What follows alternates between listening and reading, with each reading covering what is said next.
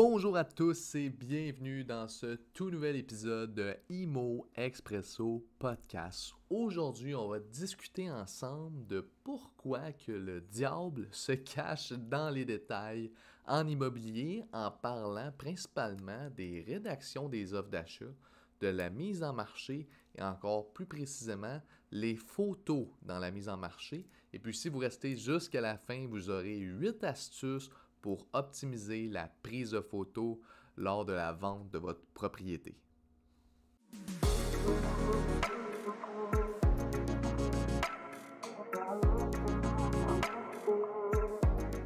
Donc, sans plus tarder, pourquoi qu'il est important d'être super minutieux lorsqu'on rédige une offre d'achat? Eh bien, la raison numéro 1 va se retrouver dans les clauses particulières. Et puis, pourquoi qu'il faut être minutieux dans les clauses particulières? Eh bien, ça va protéger en fait autant l'acheteur que le vendeur. La raison pourquoi on veut avoir une condition particulière qui va être avec une clause justement le plus précis possible, eh bien, c'est pour faire en sorte qu'il ne va pas avoir de malentendu entre les deux parties. Autant qu'une clause particulière, il va falloir définir certains délais qui vont être justement importants pour pas que le vendeur soit pris avec une condition qui ne finit plus.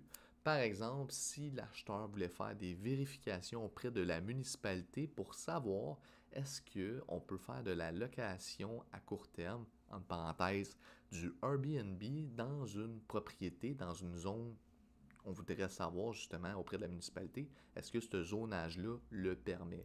Eh bien, il va être intéressant de créer une clause particulière à l'intérieur de la promesse d'achat pour faire les vérifications. Et puis la clause, justement, il va falloir qu'il y ait un délai qui va être super important à insérer. Si on n'insérait pas de délai dans la clause particulière, eh bien, ça pourrait durer Amsterdam Aeternam, donc à l'infini. Ça va être important, justement, qu'elle soit bien rédigée de cette façon-là.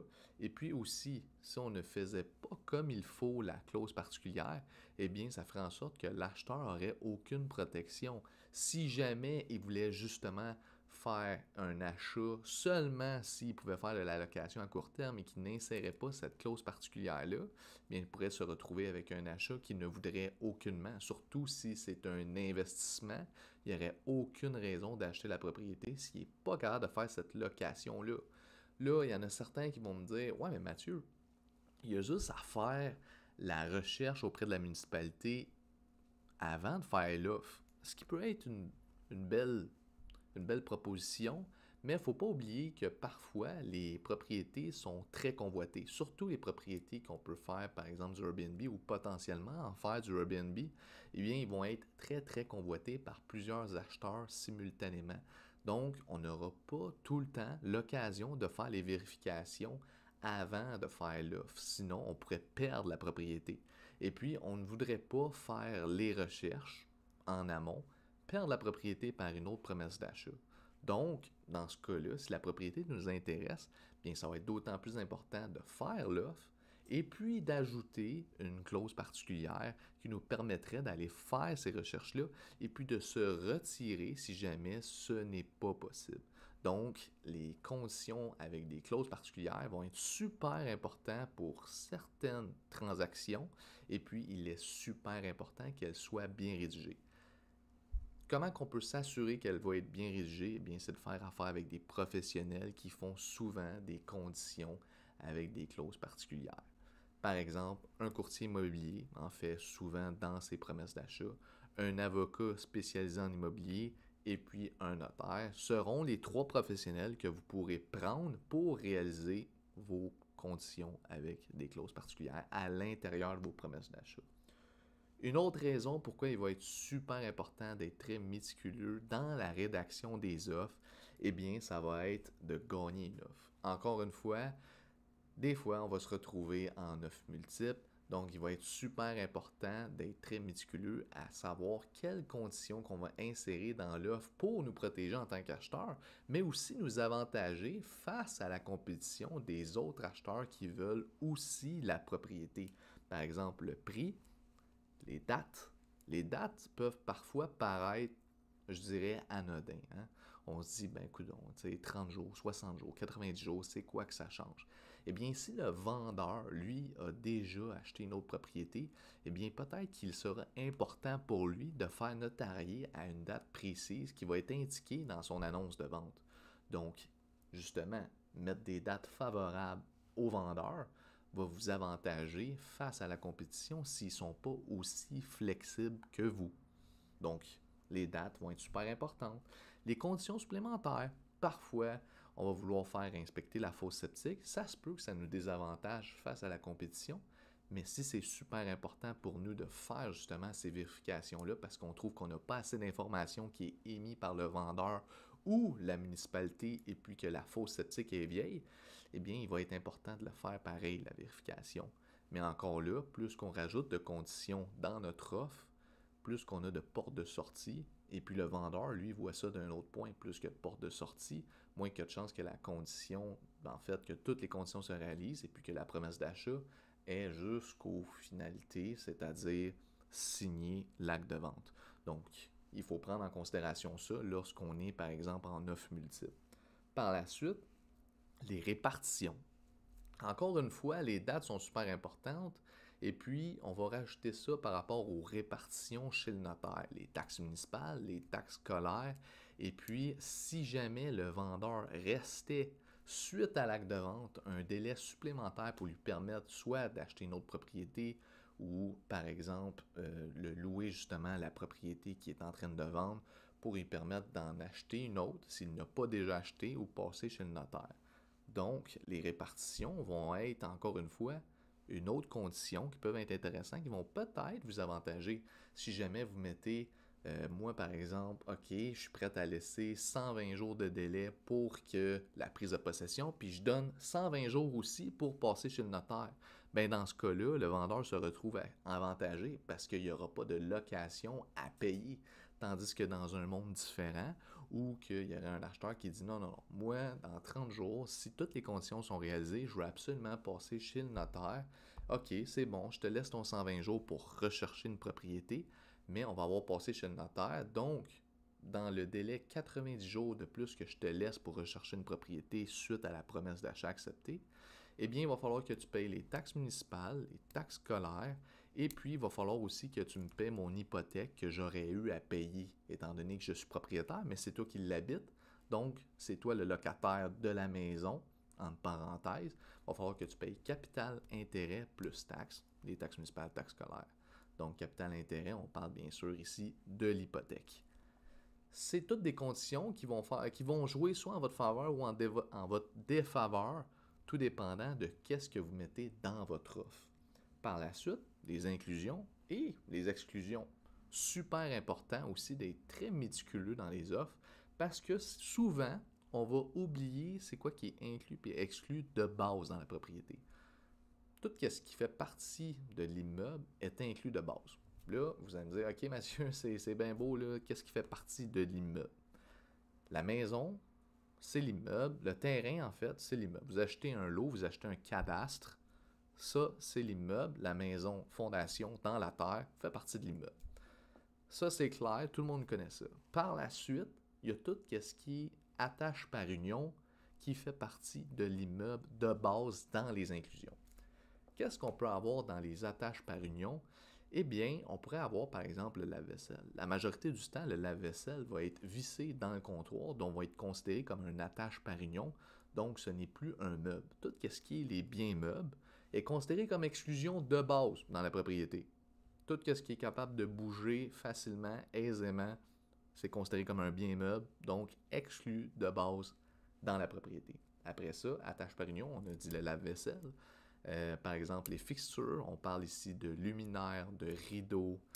Ce sont tous des effets qui sont inclus de base. On pourrait décider de les exclure, mais ça va être important de les spécifier dans la promesse d'achat. Est-ce qu'on exclut des rideaux ou non? Parce que, encore une fois, ça va être considéré comme inclus de base. Autre chose aussi qu'on va avoir tendance à oublier dans les inclusions, eh bien, on va avoir la borne de recharge électrique, hein? Les bornes de voiture électriques sont vissées à l'immeuble, donc pourraient être considérées justement comme une inclusion. Les caméras de sécurité, les caméras, beaucoup de gens qui ont des caméras de surveillance sur la maison, c'est vissé encore une fois à la maison. Donc, ils sont considérés, si jamais vous les mettez ni dans les inclusions ni dans les exclusions, considérés comme un inclus. La sonnette, les sonnettes intelligentes qui sont vissées sur la propriété, encore une fois, considérées dans les inclusions de base. Donc, super, super important d'être très méticuleux, faire attention aux détails dans les offres d'achat, autant pour vous protéger et éviter les malentendus, parce que une fois qu'on s'entend plus bien, ça va très mal. On va être obligé de se rendre soit aux petites créances, si c'est un léger montant, un petit montant, mais si c'est des montants qui sont beaucoup plus onéreux, il va falloir aller à la Cour supérieure. Puis quand on embarque les avocats là-dedans, on le sait que ça va coûter très, très, très cher. Puis, il y a une autre chose aussi qui est super important, c'est un peu comme un contrat de mariage. Un contrat de mariage, en réalité, c'est un contrat de divorce. On dit qu'est-ce qui va se passer lorsque on va se divorcer. Ça va être selon qu'est-ce qui a été rédigé dans le contrat de mariage, qui va à qui. Eh bien, une offre d'achat, c'est pas un contrat de mariage, mais on pourrait dire un peu c'est un contrat de mariage entre l'acheteur et le vendeur. C'est-à-dire que le vendeur s'engage à vendre selon certaines conditions et l'acheteur s'engage à acheter selon certaines conditions. Quand ça va bien, tout le monde s'entend à l'amiable, mais lorsque ça va mal, eh bien c'est sur quel document qu'on va se référer pour savoir qui a raison? Ça va être la promesse d'achat. Donc, elle est aussi bien mieux d'être armée béton selon les conditions que vous voulez dès le départ, plutôt que de dire on verra rendu là. Non, non, non, non. Il n'y a pas d'on verra rendu là. S'il y a certaines dates que vous devez absolument respecter, comptez pas sur le fait qu'une fois rendu plus loin dans la transaction, ces dates-là vont pouvoir être bougées ou modifiées parce que c'est un contrat bilatéral. Si vous voulez modifier des conditions dans la promesse d'achat, eh bien, il va falloir que les deux parties signent. Donc, super important, les offres d'achat, d'être très méticuleux, sinon ça peut être très coûteux. Numéro 2, la mise en marché. La mise en marché d'une maison qui est super important, et bien encore plus précisément, la photographie. Je vais vous sortir une statistique qui est super intéressante, mais encore là, c'est rien de choquant. Cette statistique-là, vous allez me dire, Mathieu, on le savait déjà, là. 99% des acheteurs potentiels naviguent sur Internet pour découvrir des maisons. Cette étude-là a été faite par National Association of Realtors. Donc là, vous vous dites, Mathieu, on le sait déjà, hein? On le sait que les acheteurs magasinent sur Internet. Mais le problème à travers ça, c'est que pourquoi qu'aussi autant de gens savent que leur propriété va être vue à quasiment 100% des gens en premier et découvert en premier par des acheteurs potentiels sur le web, pourquoi autant de gens négligent les photos? Les photos, c'est la couverture de votre livre, c'est la couverture de votre propriété, c'est qu'est-ce qui fait en sorte que les gens vont avoir envie ou non de visiter votre maison, envie ou non de l'acheter. Donc, c'est super important, les photos, c'est primordial. Et puis, il y a d'autres choses aussi qui me fascinent, c'est que, par exemple, si on en regarde dans le temps, on se dit, ouais, mais Mathieu, tu sais, il y en a qui vont faire des tours d'auto, ils vont aller voir dans le quartier qu'ils désirent, ils vont voir les pancartes à vendre, puis ils vont trouver la maison, s'il y a une pancarte à vendre, ils vont appeler le courtier, puis ils vont aller visiter. Oui, puis non. Parce que la majorité du temps, quand je magasine justement avec mes clients acheteurs, les gens, ils vont trouver la maison en premier lieu sur Internet. Une fois qu'ils vont la voir sur Internet, qu'ils vont leur plaire, là, oui, des fois, ils vont aller faire un tour de voiture, voir le quartier, qu'est-ce qu'il a l'air. Est-ce que ça leur intéresse d'aller habiter là? C'est quoi le trajet pour eux à partir de la propriété à leur travail? Ça a l'air de quoi? Le trafic le matin, ça a l'air de quoi? Le trafic le soir, les épiceries, les écoles, les garderies. Oui, ils vont tous aller voir ça par la suite. Mais en premier lieu, ça ne sera pas ça. En premier lieu, ça va être la découverte sur Internet. On n'est pas comme, par exemple, je prends souvent l'exemple, mes parents, quand ils ont acheté dans les débuts des années 2000, on était vraiment pas où ce qu'on est aujourd'hui par rapport à l'Internet. eh bien, eux allaient se promener justement dans les quartiers et voir les pancartes à vendre. Puis quand ils étaient prêts à acheter, allaient justement aller à une agence de la ville. Et puis à l'agence, il allait avoir justement un catalogue avec toutes les propriétés qui étaient à vendre. Donc, il y avait l'Internet, c'était peu existant ou pas. Puis encore là, les photos n'étaient pas encore de très belles ou de très bonne qualité. Donc, il allait aller voir dans le catalogue les propriétés qui étaient à vendre, avec les photos qui étaient pas très belles, puis souvent en noir et blanc. Donc, on n'était vraiment pas où ce qu'on est aujourd'hui. Puis, il allait décider la propriété qu'elle allait visiter. Aujourd'hui, on fait plus ça du tout. Aujourd'hui, on a Centris. Centris qui va être justement qui est le plus gros site immobilier au Québec avec le plus de vues pour les transactions immobilières. Donc, mettez de l'avant vos photos. Deuxième statistique, celle-là, par exemple, celle-là, ça se pourrait que vous me dites, Mathieu, tu m'apprends quelque chose. 118% des vues, 118% des propriétés ont plus de vues lorsque les photos sont d'excellente qualité. Donc, non seulement 99% des acheteurs vont découvrir votre propriété sur Internet, mais ceux qui ont les plus belles photos vont avoir 118% de vues. C'est énorme. Énorme, énorme, énorme, énorme, énorme. Ça fait en sorte que, encore une fois, les photos doivent être excellentes. Puis il y a différentes astuces là-dedans qui vont faire en sorte que votre propriété, on va optimiser sa mise en marché pour la prise de photos. Justement, on va passer à travers ça. 8 astuces pour optimiser la prise de photos. Astuce numéro 1, désencombrer les espaces. Bien sûr, si on ne se sent pas bien dans les photos, on sent qu'on est pris, qu'on a de la misère à circuler, on a de la misère à respirer, puis on n'est même pas à l'intérieur de la propriété, je peux vous dire que beaucoup d'acheteurs n'iront même pas visiter. Ça ne donne pas le goût d'aller à l'intérieur, on se sent déjà pris en regardant seulement les photos. Donc ça, c'est un gros must à faire, désencombrer les espaces. Nettoyage en profondeur. Souvent, on parle d'un nettoyage de printemps, un nettoyage d'automne. Moi, j'appelle ça un nettoyage d'avant-photo.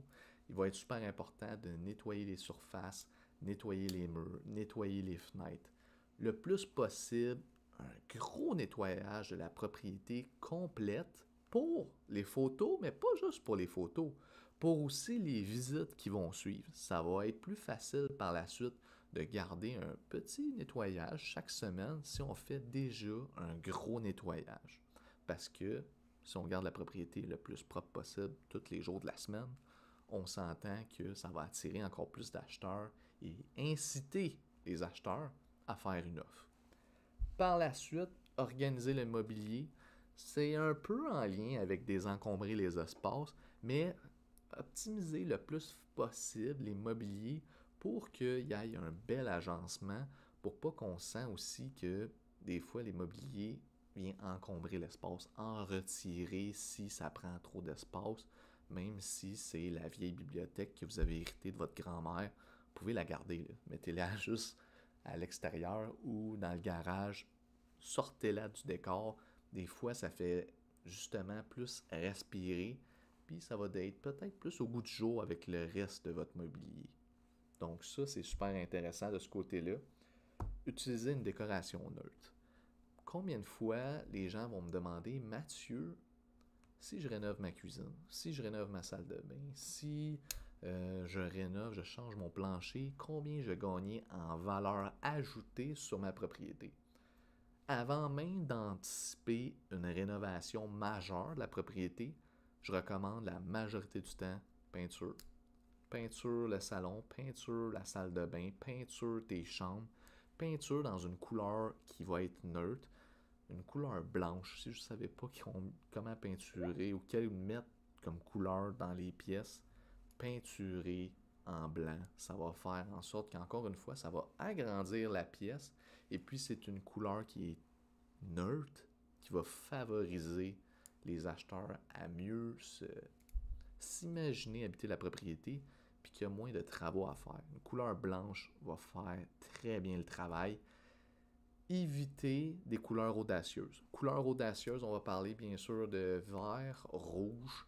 Ce sont toutes des couleurs que parfois vont bien s'agencer avec la propriété, puis parfois ça va faire fuir quelques acheteurs. Même si on parle ici juste de peinture, ça peut sembler super niaiseux parce que vous dites, coudonc, il y a juste à repeinturer par-dessus. La maison, elle reste la même, la localisation est la même, l'espace, la fonctionnalité de la propriété reste la même. Oui, je sais, mais ça reste que c'est très avantageux d'avoir des belles couleurs. Par la suite, aménager les espaces extérieurs.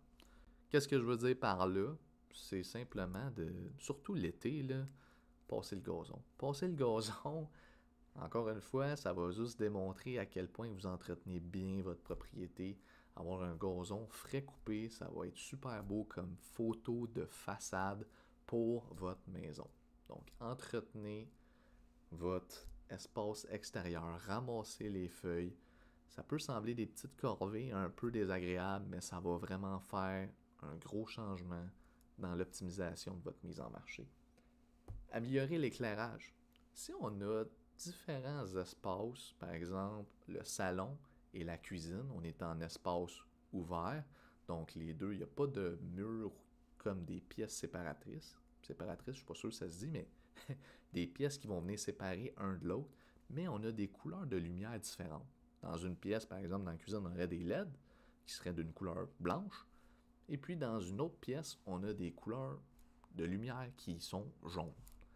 Ça a vraiment un impact quand les gens vont visiter, ça va être comme un peu, ça va sembler bizarre. Juste changer les lumières, faire en sorte que les lumières sont les mêmes, ça va vraiment améliorer. Deuxième chose, par rapport à l'éclairage, côté photo, ouvrez vos rideaux. Ouvrez vos rideaux, puis prenez vos photos pour une journée ensoleillée. Même s'il y a juste une journée ensoleillée dans votre semaine, essayez d'optimiser pour la prise de photos, que ce soit cette journée-là. Que ce soit la dernière journée de la semaine, c'est pas grave. Retardez votre mise en marché, puis faites-la cette journée-là, parce que la lumière naturelle a beaucoup d'importance dans la prise de photos. Ça va faire beaucoup plus beau et beaucoup plus invitant. Donc, ouvrez vos rideaux, faites une journée, ensoleillez vos photos, puis ça va être un gros plus. Petite réparation. Les petites réparations vont encore une fois avoir un gros impact parce que les acheteurs aiment une propriété clé en main.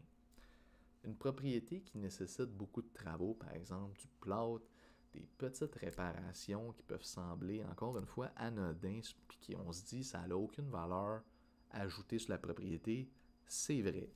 Mais un acheteur qui achète une propriété qui n'aura pas de travaux à faire dedans en habitant la propriété dès le départ, va avoir un gros impact positif.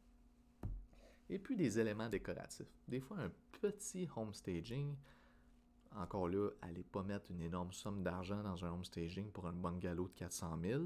C'est pas ça mon point. Mais des éléments décoratifs qu'on peut trouver au Dollarama, des petits vases, des petits hublots qui vont vraiment avoir juste un petit agencement avec la couleur justement de votre peinture, un petit rappel avec la cuisine. Ça va être très invitant, des petits cadres décoratifs. Ça n'a pas besoin de vous coûter extrêmement cher. Même des fois, on a des pièces qui sont vides. Si jamais on aurait des amis ou de la famille qui ont des divans de trop, des bureaux de trop, qui sont quand même assez modernes, ça peut être super intéressant de les rajouter à notre décor pour justement optimiser la prise de photos, puis laisser place à l'imagination, à l'acheteur de s'imaginer là. Quand c'est des pièces vides, des fois c'est beaucoup plus compliqué de s'imaginer, ok, est-ce qu'il y a une table de cuisine, est-ce qu'elle rentre, ce serait quoi la grandeur des tables? Donc, même aussi pour les bureaux, avoir un bel espace de bureau va faire toute la différence. C'est pourquoi que ça va être super important de faire un petit home staging avant les photos puis avant les visites aussi. Ceci va maintenant mettre fin à l'épisode. Si vous avez apprécié, eh bien, je vous invite à mettre un petit 5 étoiles sur Spotify. Et puis sinon, je vous dis à la semaine prochaine dans un prochain épisode de IMO Expresso Podcast.